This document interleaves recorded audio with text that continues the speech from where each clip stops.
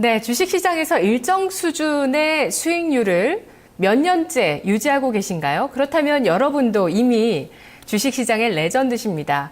자, 많은 개인 투자자분들이 수익을 볼 때보다 손실을 볼 때가 더 많습니다. 그만큼 정말 수익을 볼 수 있는 주식 투자를 한다는 건 말처럼 쉬운 일이 아니고요. 하루아침에 되는 게 아니라는 이야기가 될 텐데요. 좀 더 수익을 늘려나가는, 수익을 보는 때를 늘려나가는, 승률을 높이는 게임에 대한 전략, 이 시간에 함께 세워보시기 바랍니다. 자, 오늘 박준현 운용역과 함께 하시죠. 안녕하세요. 네, 안녕하세요. 박준현입니다. 네, 오늘 어떤 이야기 들려주실 건가요? 예, 우리 앵커님이 얘기했다시피 이제 꾸준한 수익 내는 것 자체가 중요하죠. 들쑥날쑥한 수익보다는.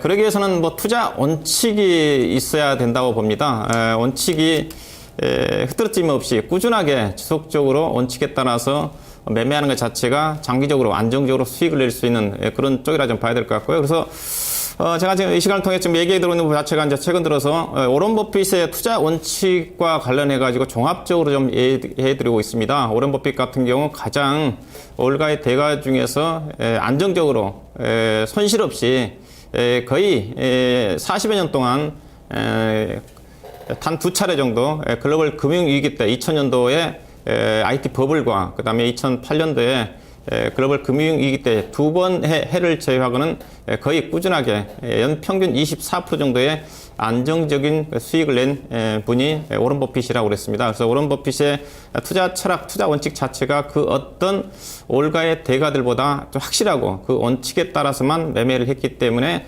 그렇던 수익을 좀 내고 있는 게 아닌가 그렇게 예상해 볼 수가 있을 것 같고요. 그래서 뭐 여러 가지 워런 버핏과 관련된 그동안 투자 철학이라든가 투자가의 투자 강의라든가 뭐 좋은 거 선택 기법을 좀 소개해 좀 드렸었는데 최근 들어서는 워런 버핏의 이와 관련해 가지고 종합적으로 투자 원칙에 대해서 좀 설명을 좀 드리고 있습니다. 첫 번째 시간에는 제가 워런 버핏이 보는 큰 부분 자체는 이제 크게 보면 기업 요소와 경영 요소, 그다음 재무 요소, 가치 요소를 가지고 투자 원칙을 가지고 매매를 했다고 그랬습니다. 뭐 기업 요소 측면에서는 잘 알고 있는 기업을 가지고 매매를 한다고 그랬죠. 잘 알고 있는 기업, 잘 알아야지 실적 예측이 용이하다는 겁니다. 그래서 워런 버핏은 잘 알고 있는 기업 중에서 독점적이면서 어느 미래 실적 예측한 그런 기업을 선택을 했다고 좀 말씀 좀 드리고, 그 다음에 이제 경영적인 측면에서는 경영자가 정직하고 능력 있는 기업 자체가 결국은 주가에 안정적인 수익을 창출해주고 주주들을 위해서 노력하는 주주가치 제고를 해주기 때문에 그런 어떤 기업들이 관심을 좀 가져야 된다. 경영적인 측면에서 그 부분 좀 말씀 좀 했던 거고. 그 다음에 이제 세 번째 이제 재무적인 측면에서, 결국 숫자죠. ROE, 자기자본 이익률이 연평균 15% 이상 꾸준하게 증가되는 종목이라든가, 그 다음에, 매출액 이익률이, 안정적으로 꾸준하게 증가되는 종목, 그 다음에 이제 사내 유보금을 가지고 얼마만큼, 기업 가치를 창출하느냐, 또 기업들한테, 주주들한테 주주가치를 제고시켜주는 그런 어떤 노력을 하는가, 그런 부분에서 재무적인 측면을 고려했다고 좀 말씀드렸었죠. 그 부분이 이제 지난주까지 제가 얘기했던 내용입니다. 그래서 이제 오늘 같은 경우는 이제 마지막으로 이제 네 번째 요소 자체가 이제 가치 요소라고 좀 봐야 될 것 같습니다. 즉 기업 요소라든가 경영 요소라든가 재무 요소를 다 고려했었으면 가장 중요한 자체가 그 기업의 가치 자체가 기업 가치 자체를 판단을 해야 된다는 거겠죠. 기업의 가치를 좀 판단을 해서 내재 가치 대비해서 싼 주식을 매수를 해서 충분한 가격이 빠진 시세, 안전 마진이 확보된 시점에서 주식을 매수해서 인내심을 가지고 기다리게 되면 2년, 3년, 뭐 길게는 5년, 10년 동안 가지고 있으면 수익을 낸다. 그게 이제 워런 버핏의 종합적인 투자 원칙이라 좀 봐야 될 것 같고, 그래서 오늘 이제 가장 중요한 부분 자체가 이제 우리 시청자님도 고민할 수 있는 부분 자체가 다 아는 내용들인데 이제 가장 부분 자체가 기업의 가치를 그러면 어떻게 판단하느냐가 가장 고민스러울 것 같습니다.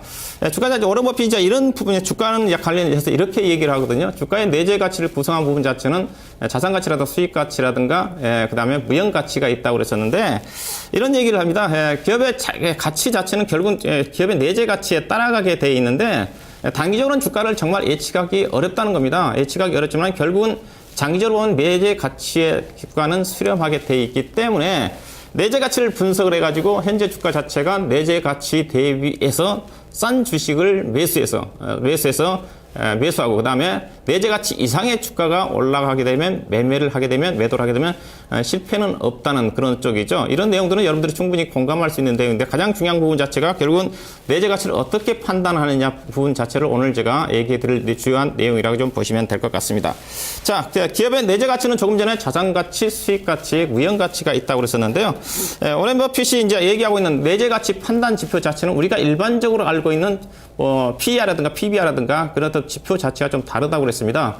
오렌 버핏이 기업의 가치를 판단하는 내재 가치 가장 판단 부분 자체는 미래 현금 흐름을 현재의 가치로 할인해서 계산을 한다고 그랬습니다. 즉 미래 현금 흐름을 예상한다는 자체는 결국은 향후에 그 기업들의 실적이 추정이 가능해야 되겠죠. 근데 이 기업이 올해 100억이 나왔으면 120억, 150억, 200억 꾸준히 증가되지 않겠습니까? 그 부분들을 현금 흐름 자체를 더해서 현재 이자율로 현재 가치로 환산을 하게 되면 내재 가치 주가가 나온다는 게 오런 버핏의 내재 가치 분석 반복의 기본입니다. 그게 이제 윌리엄스가 고안한 배당 모형을 통한 주가 순자산 내재 가치 분석법이라고 좀 봐야 될 것 같은데, 근데 이 부분 자체는 이제 어떻게 보면 미래에 예상되는 실적 자체가 추정이 가능하지 않으면 가치 평가가 쉽지가 않죠. 그래서 오런 버핏이 가장 중요한 부분 자체가 미래에 대해서 실적에 대해서 예측이 불확실한 경기 민감주라든가 기술주라든가 관련 종목들은 매매를 안 한 이유가 결국은 미래에 대해서 실적 예측이 불확실하기 때문에 안 하는 거고, 조금 전에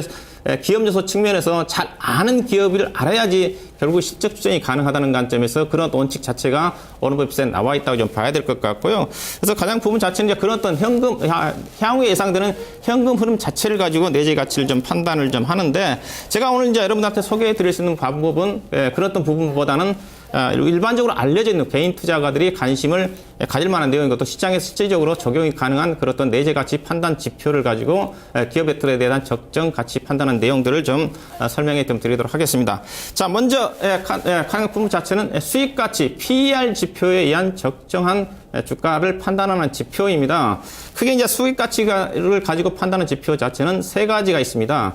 시장의 평균, 현재 시장의 평균 퍼라고 한다면 약 올해 예상 실적 기준 PER 지금 10배 정도를 얘기를 하죠.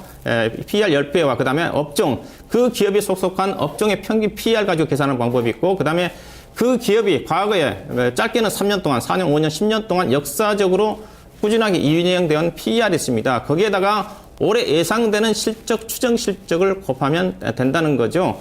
세 가지 방법이 나올 수가 있는데, 근데 이 방법을 삼성전자를 가지고 적용을 해보도록 하겠습니다. 자, 삼성전자를 적용을 해보게 되면, 자, 시장의 평균 PER은 조금 전에 올해 우리나라 코스피 시장의 12개월 예상 PER 자체가 10배를 간단하게 적용을 해본다 한다면, 삼성전자 올해 주당 예상되는 주당 EPS가 여러분 현재 HTS를 보게 되게 되면 올해 20조 6천억 정도를 단기 순이익을 예상을 합니다. 그게 발행 주수로 나누게 되면 주당 EPS 자체가 12만 1,308원이 여러분 HTS에 나와 있는 실적입니다. 충분히 여러분도 이 수치를 알아낼 수가 있다는 거죠. 그렇게 본다면 삼성전자의 PER 기준으로 본다면 121만 3천원 정도가 수익 가치 측면, PER 측면 적정 가치가 나오는 거고요. 그 다음에 이제 업종 평균으로 따지는데, 자, 업종 평균은 IT 업종으로 따져야 되는데, 삼성전자 같은 게 업종 대표적인 종목이기 때문에 IT 업종의 어떤 다른 업종 평균을 벤치마킹 한다기보다는 글로벌 시장에서 삼성전자와 견줄 만한 회사를 평균 PER 지표로 대입을 하면 그게 가장 현실적입니다. 즉 삼성전자와 글로벌 시장에서 가장 유사한 기업의 주가가 애플이죠. 애플이 보니까 최근에 전일 종가를 보니까 PER이 올해 예상되는 PER, 현재 거래되는 PER이 올해 예상 실적까지 감안해서 13배입니다. 즉 애플에 해당되는 13배 정도를 삼성전자 올해 예상되는 주당 EPS를 곱하게 된다면 약 157만 7천원이 나옵니다. 두 번째 안이 나오는 거죠. 그 다음에 이제 삼성전자의 세 번째 역사적인 평균 PER을 가지고 계산해 볼 수가 있는데, 삼성전자가 2012년도, 2013년도 작년까지 평균 PER이 역사적으로 3년 동안 계산해 보니까 약 10.8배가 나옵니다. 자, 거기에다가 올해 예상되는 똑같은 방법으로 주당 EPS를 곱하게 되면 130만 원 정도가 나오네요. 즉 삼성전자는 수익 가치에 의한 어떤 PER 적정 가치를 계산해 본다면 적게는 121만 원대에서 158만 원 정도까지 7만 원 정도까지 나오는데, 조금 전에 이제 평균 PER 자체가 10배가 나온다는 자체는 향후에 현재 종합주가지수 위치죠. 만약에 종합주가지수가 2100, 2200까지 올라간다면 PER이 12배 정도까지 올라가기 때문에 12배 정도까지 적용해 본다면 대체적으로 삼성전자의 적정 주가 PER 기준으로 본다면 약 158만에서 160만 원 정도가 나온다고 보시면 될 것 같습니다. 그래서 애널리스트들이 삼성전자가 작년 같은 경우는 약 200만 원 가까이 목표 가격이 나왔지만 대체적으로 160만 원 정도 전후에 올해 12개월 예상 목표 가격이 나온다. 이게 PER 지표로도 충분히 근거가 된다고 좀 봐야 될 것 같고요. 다음에 같은 방법으로 하이닉스를 가지고도 계산해 볼 수가 있을 겁니다. 하이닉스 같은 경우는 올해 추정 주당 EPS가 6,192원이 나옵니다. 약 그렇게 된다면 약 62,000원 정도가 좀 나오는 거고, 그 다음에 하이닉스 같은 경우도 이제 반도체 쪽이니까 글로벌 시장에 이제 미국 시장에 있는 마이크론 테크놀로지의 어떤 현재 PER을 곱하게 되면 글로벌 시장과 현대 하이닉스와 어떤 적정 가치가 나온다고 봐야 되겠죠. 현재 마이크론 테크놀로지가 PER이 8배입니다. 마이크론 테크놀로지의 PER을 올해 예상되는 하이닉스의 적정 주당 EPS를 곱하게 되면 약 49,500원이 나오는 것 같습니다. 그 다음에 하이닉스 역사적으로 평균 PER 자체가 9배 정도 돼서 거래가 됐습니다. 그걸 곱하게 되면 약 56,000원이 나오는 것 같습니다. 즉 하이닉스의 어떤 시장의 평균과 업종 평균, 그다음 PER, 역사적 PER 정도 나는 밴드 자체는 적게는 49,000원대에서 62,000원 정도가 수익 가치 측면에서 우리가 계산해 볼 수 있는 그런 어떤 적정한 가치 평가를 좀 봐야 될 것 같고요. 그다음에 이제 자산 가치입니다. PER, PBR, 주가 순자산 비율이죠. 주가 순자산 비율에 한 적정 가치를 판단할 수 있는 방법이 있습니다. 그 다음에 액을 본다 한다면 시장 이거 똑같은 부분입니다. 조금 전에 시장의 평균 PER과 업종 평균, 그 다음에 역사적 평균 PBR을 가지고, 그 다음에 이제 여기서 대시하는 것 같아서 주당 순자산이죠. 한 주당 순자산 가치가 여러분 HT에서 다 나와 있는데, 주당 순자산 가치는 자본 총계에서 그 기업이 가지고 있는 발행 주식수로 나누게 되면 주당 BP에서 순자산이 나온다고 좀 봐야 되겠죠. 그래서 순자산 가치 측면에서 같은 방법을 했건데 포스코를 가지고 올해 포스코에 가지고 아마 적정 주가를 예상해 볼 수가, 계산해 볼 수가 있을 것 같은데요. 자, 현재 시장의 평균 PBR은 약 1.0배가 됩니다. 현재 종합주가지수 1940포인트를 기준으로 해가지고 올해 12개월 예상 PBR을 계산해 보면 대체적으로 1.0배가 나옵니다. 그러면 현재 포스코의 주당 BPS를 여러분 HTS 보게 되면 올해 예상되는, 작년에는 주당 BPS가 50만 2천원이었는데 올해 포스코의 주당 BPS는 약 51만 9,912원까지 올라갑니다. 올해 예상되는 단기 수익 자체가 2조 4천억이 나온다는 가정 하에서 계산해 볼 수가 있는 거죠. 그러면 포스코 같은 경우는 52만 원 정도까지 BPS 기준에서 나오는데, 자, 두 번째 업종 평균을 따지면 조금 전에 포스코 같은 경우도 업종 대표적인 종목이기 때문에 벤치마킹을 따로 잡을 수가 없습니다. 글로벌 시장에 포스코가 견줄만한 회사가 미국 시장에 US 스틸이라는 회사가 있고, 그 다음에 세계 1위 철강 회사인 유럽의 룩셈부르크에 있는 아르셀로메탈이 있습니다. 그들 기업들의 두 개 회사의 평균 PBR을 가지고 올해 예상되는 포스코의 주당 BPS를 곱하게 되면 적정한 가격을 산출해 볼 수가 있습니다. 자, 현재 아르셀로메탈하고 그 다음에 US 스틸의 PBR이 0.6입니다. 즉 여기에 올해 예상되는 포스코의 주당 BPS 곱하게 되면 포스코의 적정 주가는 31만 2천원이 나온다고 봐야 될 것 같고요. 그 다음에 과거 이제 역사적인 측면에서 과거에 포스코가 4년 동안 PBR을 보니까 0.7배에 거래됐습니다. 그걸 곱하게 되면 약 36만 원이 나오는 것 같습니다. 여기에서 가장 현실적인, 조금 전에 이제 삼성전자 같은 경우도 예를 들었지만 가장 현실적인 자체는 애플과 비교를 해야 되는 거고, 포스코 같은 경우는 가장 시장의 평균 PBR라든가 역사적 평균 PBR보다는 UST라든가 아르셀로메탈과 관련된 글로벌 시장의 업종 1위 대표적인 종목들과 벤치마킹을 통해서 비교 분석하는 게 가장 제가 보기에는 합리적일 겁니다. 그렇게 본다면 포스코의 현재 어떤 주가의 적정 주가는 글로벌 시장에서 상당히 지금 철강 업종 주가가 안 좋습니다. 오늘도 포스코가 26만 원대까지 주가가 좀 하락을 하고 있는데, 미국에 있는 US 스틸 주가 자체가 여러분 보세요. 차트를 보시게 되면 2008년도에 약 186달러 갔던 US 스틸 주가 자체가 현재 지금 20달러입니다. 그 정도 빠졌다는 거죠. 그 당시 포스코가 주가가 70만 원대까지 갔던 상황입니다. 즉 전반적으로 철강업황 자체가 너무 안 좋다는 거죠. 이랬던 부분들이 현재 포스코의 주가의 약세 요인이고, 글로벌 시장에서도 여전히 포스코뿐만이 아니라 아르셀로메탈이라든가 US 스틸 자체가 상당히 부진한 부분 자체가 포스코의 주가 약세 요인으로 작용하고 있다는 관점에서 이런 어떤 부분들은 포스코는 결국은 업종의 글로벌 시장의 평균 PBR을 가지고 적정한 상대 가치 관점에서 적정한 가치를 평가하는 게 타당하지 않겠는가, 그렇게 예상해 볼 수가 있는 부분이고요. 다음에 이제 자산 가치 측면에서 이제 개별 기업과 관련된 부분입니다. 이제 사조 산업을 제가 예를 들어봤습니다. 조금 전에 이제 자산 가치라는 것 자체가 여러 가지 가지가 있죠. 기업이 가지고 있는 장부상의 가치가 있는 거고, 순현금을 많이 갖고 있는 자산 가치가 있을 거고, 그 다음에 자회사, 우량한 자회사를 가지고 아직 재평가를 받고 있지 못하는 그런 자산 가치가 있을 거고, 또 부동산을, 사조산업처럼 부동산을 많이 가지고 있는 자회사들의 자산 가치가 있을 겁니다. 자, 사조산업 같은 경우는 이 시간을 통해서 제가 한번 소개해 드렸던 부분이죠. 잃지 않는 투자를 하기 위해서는 또 턴어라운드가 기대되는 종목이기 때문에 소개해 드렸던 부분이라 제가 예를 한번 들어봤는데, 자, 현재 시장의 평균 PBR이 1.0배라고 했죠. 똑같이 적용하시면 됩니다. 현재 사조산업의 올해 예상되는 주당 BPS가 주당 순자산이 63,000원입니다. 장부상으로. 그렇게 되면 적정주가 63,000원이 나오는 거고, 업종의 평균 PBR 자체는 음식료 업종을 예를 들면 되겠죠. 대상이라든가, 그 다음에 CJ 제일제당의 두세 종목들의 업종 대표적인 종목들의 평균 PBR을 계산해 보면 약 1.5배가 납니다. 거기를 적용하게 되면 94,000원 정도가 나오는 거고, 그 다음에 이제 역사적인 PBR, 사조산업의 과거의 역사적인 최근 4년 동안 PBR이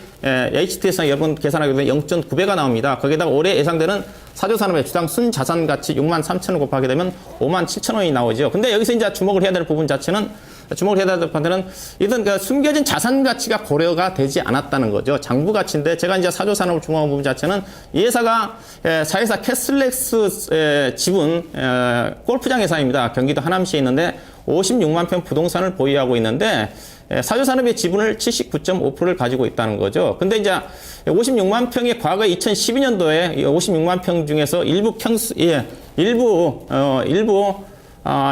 약 200평 정도가 2,000평입니다. 2,000평 정도가 하남시에서 주당 평당 800만 원에 수용을 했다. 그 기사가 떴습니다. 즉 주당 800만 원 정도의 가치가 있는 자산 자체가 아직 평가를 안 받고 있다는 거죠. 그 캐슬렉스단 지분 자체는 40억 정도밖에 현재 장부상의 평가를 받지 않았기 때문에 이미 장부상이 평가되지 않는 자산까지 감안해 본다면 주당 순 자산 가치는 훨씬 올라간다. 이제 그런 또 부분들이 이제 자산 가치 측면에서 이제 우리가 예외적으로 향후에 평가를 해볼 수 있는 그런 부분이라 좀 봐야 될 것 같고요. 그 다음에 이제 조금 전에 이제 수익 가치라든가 자산 가치 측면에서 적정한 우리가 가격을 예상해 볼 수 있는 좀 말씀드리고, 그 다음에 세 번째는 이 규모에 의한 가치 평가입니다. 이 규모인데, 자, 이 규모는 어떻게 좀 보시면 되느냐면요. 영업이익에 곱하기 8배 이꼴 시가총액입니다. 그 정도가 시가총액이 나오면 적정한 가격이라고 합니다. 시가총액에다 결국은 발행 주식수를 나눠야 되겠죠. 그래야 주가가 나오겠죠. 그 다음에 이제 순이익 곱하기 10배. 왜 영업이익 곱하기 8배고 순이익 곱하기 10배냐. 이건 단순한 계산식입니다. 왜냐하면 이것도 저것도 어렵다 그러면 이걸 여러분들이 판단해 볼 수가 있는 겁니다. 왜 영업이익의 8배고 단기순이익의 10배냐. 자, 기업이 영업활동에서 나온 이익 중에서 세금을 법인세를 20% 정도 냅니다. 그렇기 때문에 일반적으로 1,000억 정도 영업이익이 나게 되면 약 200억 정도가 세금으로 나가기 때문에 단기순이익은 800억이 잡히죠. 그래서 영업이익은 8배고 단기순이익은 10배에 잡히면 되는 거죠. 이 부분 자체가 그러면 PER 10배에 해당된다고 보시면 될 것 같습니다. 즉 어떤 기업이 1,000억 정도의 이익을 내고 있다. 그러면 1조 원 정도가 10배 곱한 1조 원 정도가 적정한 기업의 가치로 평가를 해볼 수가 있다는 겁니다. 그러면 1조 원 중에서 그 기업이 가지고 있는 발행 주식수로 나누게 되게 되면 주가가 나오겠죠. 그 주가와 현재 가치를 비교해보면 이 주식이 얼마만큼 싸다 비싸다를 단순하게 계산해 볼 수 있다고 봐야 될 것 같고요. 예컨대 현대제철을 예를 들었습니다. 현대제철이 올해 2015년도 추정되는 영업이익 자체가 1조 5천억입니다. 여기다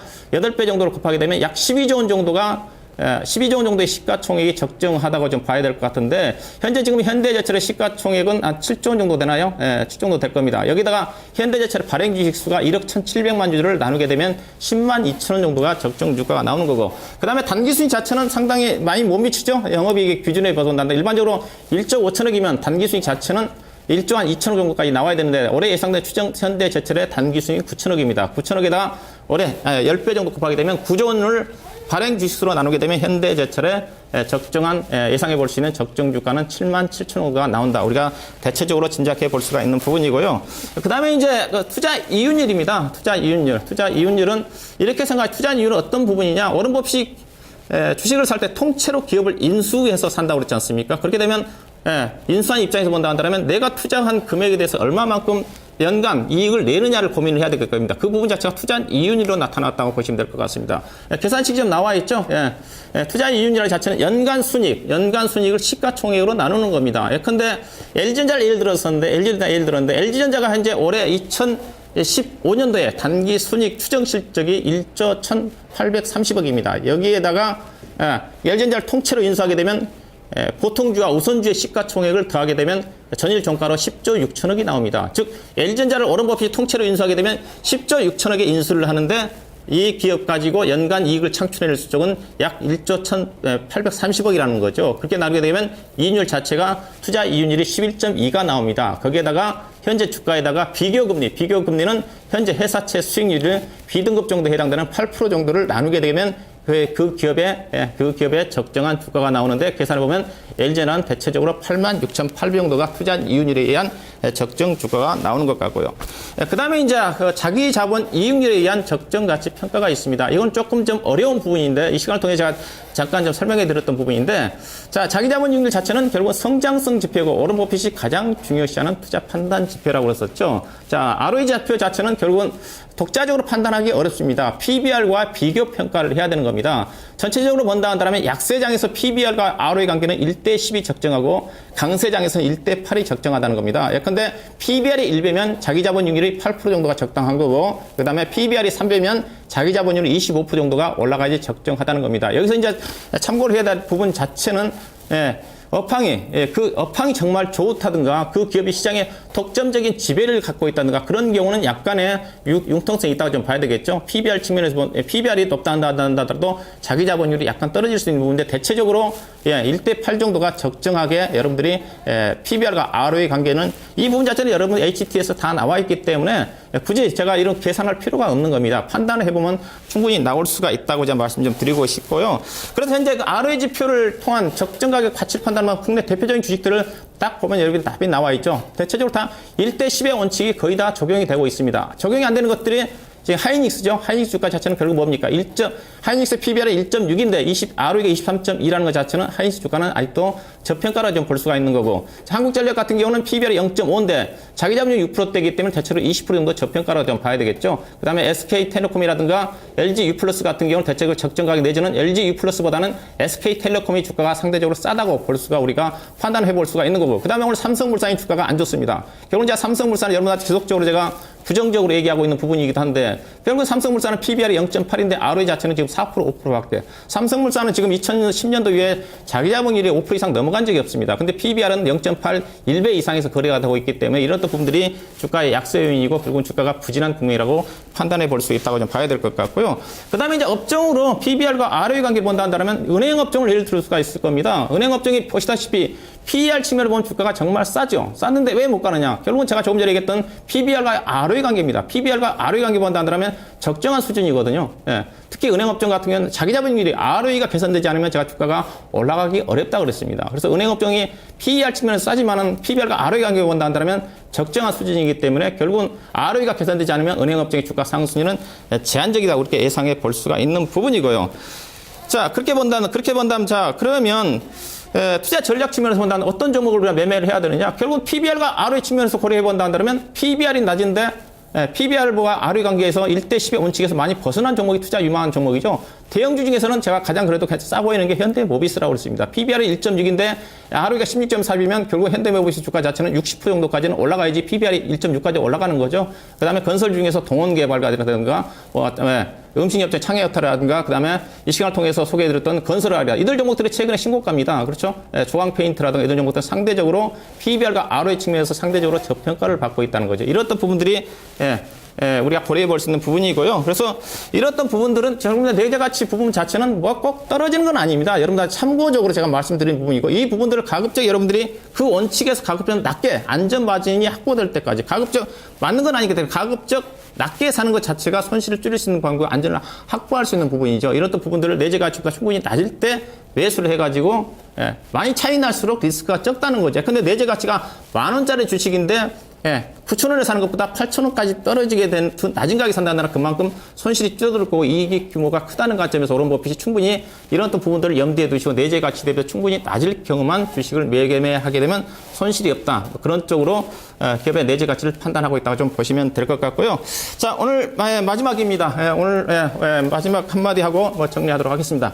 자, 오른버핏의 제가 얘기했던 투자 원칙의 종합입니다. 조금 이제 내재 가치 측면에서 제가 말씀드렸는데 오른버핏이 이제 이런 쪽이죠. 조금 이제 내재 가치 측면, 조금 이제 가장 부분 자체는 기업 측면에서 회사가 하는 사람이 단순하고 이해하기 쉬우면, 즉 바보라도 회사가 경영할 수 있는 그런 기업 내용을 가지고 있고 알고 있는 내용이고, 그리고 그 기업 자체가 과거에 꾸준히 수익을 내왔고 향후에 수익이 좋은 종목, 전망이 있는 종목을 기업을 선정을 하라고 했고요. 그 다음에 이제 두 번째는 경영적인 측면에서 회사가 정직하고 능력 있는 경영자에 의해서 운영되고 있는가. 이 부분 자체는 여러분들이 알기 쉽지는 않은데, 여러분 사업보고서를 읽어보게 되면 정직하다는 자체는, 여러분 사업보고서 보게 되면 세금을 잘 내가지고 우수 표창을 받았던 것, 그것도 어떻게 보면 정직한 경영 능력이거든요. 사업보고서에 충분히 그런 것들이 나와 있는 것 같고, 그 다음에 주주가치를 위해서 자사주를 매수한다든가 배당을 늘린다든가 그런 어떤 기업들을 경영적 측면에서 고려를 하라고 그러고, 그 다음에 실적이죠. 매출액 수익률이라든가 조금 전에 자기자본율이 높고, 그 다음에 산에 유보된 자금을 가지고 얼마만큼 주가에 어떤 상승을, 시장 가치를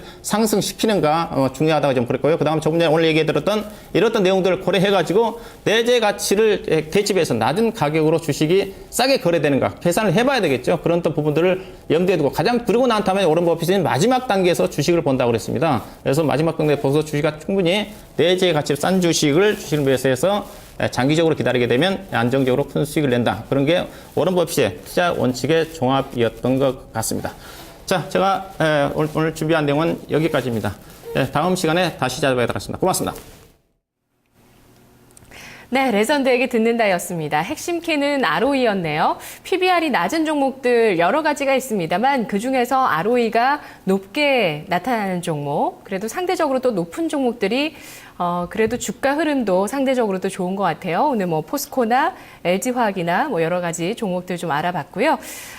스몰캡 중에서 PBR이 낮으면서 ROE가 높은 종목도 확인해 봤습니다. 자, 지금 이번 주 일요일에 강연회가 있는 소식 좀 알려드리고 끝내겠습니다. 2월 1일, 벌써 이번 주 일요일이 2월 1일입니다. 오후 1시에 2015 업종 대전망 강연회, 토마토 투자자문 대표 운용력들이 모두 나와서 여러분께 업종 전망을 해드리고요.